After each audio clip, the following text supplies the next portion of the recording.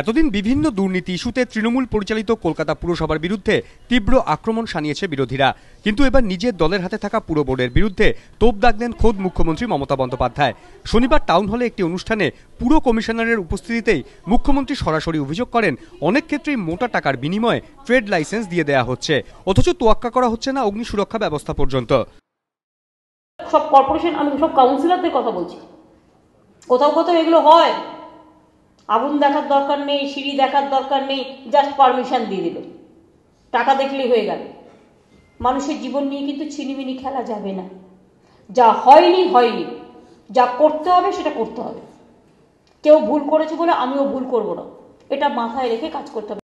মেয়রের অনুপস্থিতিতে পুরসভার বিরুদ্ধে মুখ্যমন্ত্রীর তোপ নিয়ে কিন্তু প্রশ্ন উঠতে শুরু করেছে বিভিন্ন মহলে। কিছুদিন আগে হাতিবাগান বাজার এবং সম্প্রতি সূর্য সেন মার্কেট, দুই বাজারে অগ্নিকাণ্ড ঘিরে অগ্নি সুরক্ষা না খতিয়ে দেখে ট্রেড লাইসেন্স দেওয়ার অভিযোগ তুলেছেন বিরোধীদের একাংশ।